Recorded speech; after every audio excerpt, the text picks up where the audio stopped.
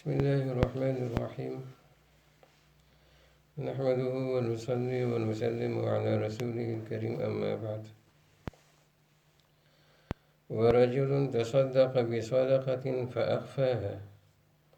حتى لا تعلم شماله ما أنفق يمينه ما تنفق يمينه.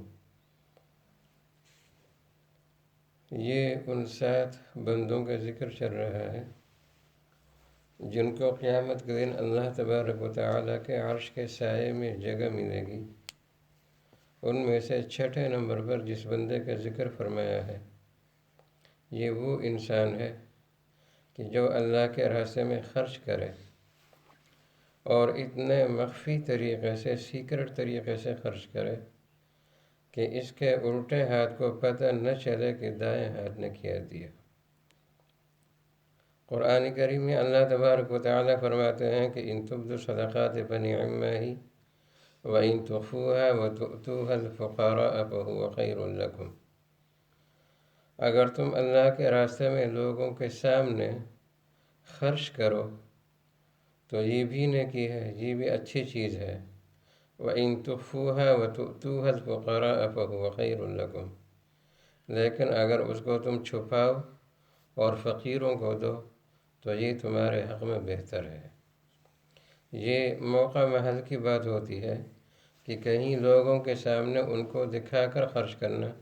یہ زیادہ افضل ہوتا ہے، اور کہیں چھپکے سے خرچ کرنا یہ زیادہ افضل ہوتا ہے۔ اگر مقصد یہ ہو کہ لوگوں کو اللہ کے راستے میں خرچ کرنے کا شوق پیدا ہو جائے اور ترغیب ہو، اور اس عمل کی وجہ سے وہ بھی اللہ کے راستے میں خرچ کریں، اس مقصد سے اگر لوگوں کے سامنے ان کو دکھا کر کچھ خرچ کیا جائے تو یہ ریاکاری میں نہیں آتا، یہ ٹھیک ہے، موقع محل کے لحاظ سے یہ ٹھیک ہے۔ لیکن اگر مقصد یہ ہو کہ لوگ مجھے سخی کہیں اور لوگ میری سخاوت کی تعریف کریں، وہ مجھے مالدار سمجھیں، اگر مقاصد یہ ہوں تو پھر ظاہر ہے کہ ایسے آدمی کا اس طریقے سے خرچ کرنا لوگوں کو دکھا کر، اس پر اس کو کوئی اجر و ثواب نہیں ملتا۔ ایسے موقع پر اس کو چھپا کر خرچ کرنا چاہیے تاکہ وہ اجر و ثواب سے محروم نہ ہو۔ تقریباً 3 چیزیں ایسی ہیں کہ جو انسان کے صدقے کے ثواب کو تباہ و برباد کر دیتی ہیں۔ ان میں سے سب سے پہلی چیز جو ہے وہ ریاکاری ہے، کہ ریاکاری لوگوں کو دکھانے کے لیے کہ لوگ اس کو سخی کہیں، لوگ اس کی سخاوت کی تعریف کریں، تو اس مقصد کے لیے وہ خرچ کرتا ہے۔ تو مقصد یہ ہوتا ہے کہ اس کی شہرت ہو، اس کے علاوہ آخرت کا کوئی اجر و ثواب اس کے پیش نظر نہیں ہوتا۔ یہ چیز ایسی ہے ریاکاری کہ یہ انسان کے ثواب کو تباہ و برباد کر دیتی ہے، اور صرف صدقے کے ثواب کو نہیں بلکہ جتنی بھی عبادات ہیں، جس عبادت میں بھی ریاکاری آ جائے تو وہ عبادت تباہ و برباد ہو جاتی ہے اور انسان اس کے اجر و ثواب سے محروم ہو جاتا ہے۔ قیامت کے دن ایسے لوگوں سے کہا جائے گا، جس طرح کی حدیثوں میں آتا ہے کہ جب یہ اللہ کے دربار میں حاضر ہوں گے اور کہیں گے کہ ہم نے یہ نیکیاں کی تھیں، تو ان سے کہا جائے گا کہ جن لوگوں کے لیے کی تھی جا کے ان سے اجر و ثواب مانگو، میرے پاس نہیں۔ اللہ فرمائیں گے کہ میرے پاس تمہارے لیے کوئی اجر و ثواب نہیں، تم نے تو لوگوں کو دکھانے کے لیے یہ نیکیاں کی تھیں، اب جا کے اجر و ثواب بھی ان سے مانگو۔ دوسری چیز جو انسان کے صدقے کو تباہ و برباد کر دیتی ہے وہ ہے من، یعنی جتلانا۔ نیکی کر کے اور کسی کے ساتھ احسان کر کے، اس پر صدقہ کر کے، اس کو کچھ دے کر پھر بعد میں اس کو جتلانا کہ ہاں تو وہی ہے نا جس کو میں نے یہ پیسے دیے تھے، تم تو وہی ہو نا جس کی میں نے سفارش کی تھی، تم تو وہی ہو نا جس کو میں نے کاروبار بنا کر دیا تھا، وغیرہ وغیرہ۔ اب یہ جو اس کو جتلاتا ہے اور اپنا احسان جتلاتا ہے، یہ احسان ایسی ہے کہ یہ احسان جتلانا ایسا ہے کہ قرآن میں اللہ فرماتے ہیں کہ یہ شرط ہے انفاق فی سبیل اللہ کی کہ اس میں انفاق نہ ہو۔ اگر احسان جتلانا ہوگا تو پھر اس صورت میں یہ ثواب سے محرومی کا ذریعہ ہے۔ دوسری چیز جو انسان کے صدقے کو تباہ و برباد کر دیتی ہے وہ احسان کا جتلانا ہے۔ اور تیسری چیز جو انسان کے ثواب کو اور اجر و ثواب کو اس کو محروم کر دیتی ہے وہ جس پر اس نے خرچ کیا ہے اس کو تکلیف پہنچانا، دماغی طور پر اس کو تکلیف پہنچانا یا کسی بھی اعتبار سے اس کو تکلیف پہنچانا، اس کی عزت نفس کو مجروح کرنا۔ تمہیں پتہ نہیں کہ فلاں آدمی جو ہے اس کو میں نے جی یہ پیسے دیے تھے، اس کا کام یہ میں نے کیا تھا، اب اس کو ذہنی طور پر تکلیف پہنچائی جا رہی ہے، اس کی عزت نفس کو مجروح کیا جا رہا ہے، اس کے خاندان کے سامنے اس کو رسوا کیا جا رہا ہے۔ تو یہ جو تکلیف پہنچانا ہے یہ بھی انسان کے اجر و ثواب کو، اور انفاق فی سبیل اللہ یعنی اللہ کے راستے میں جو اس نے خرچ کیا ہے اس کے اجر و ثواب کو یہ تباہ و برباد کر دیتی ہے یہ تکلیف۔ تو ایذا رسانی جو ہے اس سے بھی اپنے آپ کو بچانا یہ بہت زیادہ ضروری ہے۔ ریاکاری اور احسان جتلانا اور ایذا رسانی، یہ تین چیزیں ایسی ہیں جو انسان کی نیکیوں کی دشمن ہیں، اور اس وجہ سے جو بھی اللہ کے راستے میں خرچ کیا جائے تو ان تین چیزوں سے بچا کر خرچ کیا جائے۔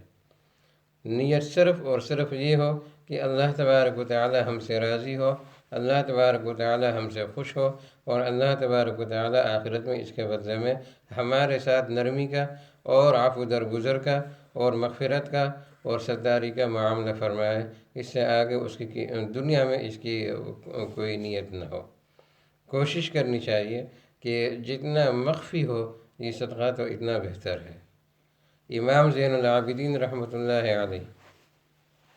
ان کے بارے میں ان کی زندگی میں مشہور تھا کہ یہ بڑے کنجوس ہیں۔ حالانکہ اہل بیت کے بارے میں عام طور پر مشہور یہی تھا کہ یہ لوگ سخی ہیں، لیکن ان کے بارے میں مشہور تھا کہ یہ کنجوس ہیں یا کہ یہ اللہ کے راستے میں کچھ دیتے نہیں۔ عجیب۔ دوسرے اہل بیت جتنے بھی گزرے ہیں یا گزر رہے تھے ان کے بارے میں تو یہ مشہور تھا کہ یہ سخی ہیں، اور امام زین العابدین رحمہ اللہ کے بارے میں مشہور رہی تھا کہ یہ کنجوس ہیں۔ لیکن ہوا کیا، جب ان کا انتقال ہوا تو پھر پتہ چلا کہ 100 یا 300 گھر ایسے تھے کہ ان پورے گھروں کا پورے مہینے کا خرچہ وہ اٹھایا کرتے تھے، لیکن اتنے مخفی طریقے سے اٹھاتے تھے کہ جب ان کا انتقال ہوا وہ خرچہ بند ہوا تب ان گھر والوں کو بھی پتہ چلا کہ یہ خرچہ کون دے رہا تھا، اور تب لوگوں کے سامنے بھی یہ بات کھل گئی کہ یہ خرچہ کون دے رہا تھا۔ تو اتنے مخفی طریقے سے وہ لوگ اللہ کے راستے میں خرچ کرنے والے تھے۔ تو ہمیں بھی اسی کی کوشش کرنی چاہیے کہ اگر ہماری طرف سے خرچ ہو تو اس طریقے سے۔ اس کے ضمن میں یہ بات بھی ہمارے سامنے رہنی چاہیے کہ جب کبھی ہم کوئی ریلیف کا کام لے کر کسی آسمانی مصیبت کی صورت میں، زلزلے کی صورت میں یا سیلاب کی صورت میں یا اب کرونا کے حالات میں جو لوگ ہمارے اپنے ملکوں میں جاتے ہیں اور وہاں پر غریبوں کی مدد کرتے ہیں، تو وہاں پر اس کا فوٹو سیکشن اور پھر ان غریبوں کو ان فوٹوؤں کے ذریعے سے رسوا کرنا، ذلیل کرنا، یہ بظاہر مروت کے بھی خلاف ہے، عزت نفس کے بھی خلاف ہے، اور اس سے بعد میں ان کو بڑی مشکلات ہوتی ہیں۔ ہم ان کو در در رسوا کرتے ہیں سال میں ایک دفعہ کچھ دے کر، اور پھر سال کے 11 مہینے ان کو کوئی پوچھتا نہیں، وہ یہ سمجھتے ہیں کہ ان کے لیے باہر سے ریلیف آتی ہے، اور ہم ایک دفعہ ریلیف دے کر فارغ ہو جاتے ہیں، 11 مہینے ان کو فاقوں پر مجبور کر دیتے ہیں۔ یہ لمحہ فکریہ ہے۔ جو تنظیمیں اس طرح کا کام کرتی ہیں تو ان کے لیے بھی یہ لمحہ فکریہ ہے۔ اگر ان کا مقصد یہ ہو کہ اگر ہم یہ فوٹوز اور ویڈیوز وغیرہ نہ بنائیں تو پھر لوگ ہم پر اعتبار نہیں کریں گے، چندے نہیں دیں گے، تو اس میں اس کے لیے ضروری تو نہیں کہ آپ ان کے بالکل صراحتاً فوٹو بنائیں، آپ ان کے چہروں کو چھپا بھی تو سکتے ہیں، اور بھی ہزاروں طریقے ہیں کہ آپ کی ویڈیوز بھی بنیں، فوٹوز بھی آ جائیں، لیکن اس طریقے سے کہ ان کی شکلیں جو ہے اس میں پہچانی نہ جائیں اور لوگوں کے سامنے ان کو رسوا نہ کیا جائے۔ یہ ان کی عزت نفس بھی مجروح ہوتی ہے، ان کا نقصان بھی ہوتا ہے، اور یہ اخلاص اور جو بنیادی چیز ہے ہمدردی اور اخلاص، یہ اس کے خلاف بھی ہے۔ اس کے بارے میں ضرور اس طرح کی تنظیموں کو اور NGOs کو غور کرنا چاہیے کہ وہ متبادل راہ سے سوچیں اور اس طریقے سے سر بازار ان غریبوں کو رسوا نہ کریں۔ اللہ تبارک و تعالی ہمیں سمجھ بھی عطا فرمائے اور عمل کی توفیق بھی عطا فرمائے۔ وآخر دعوانا الحمد للہ رب العالمین۔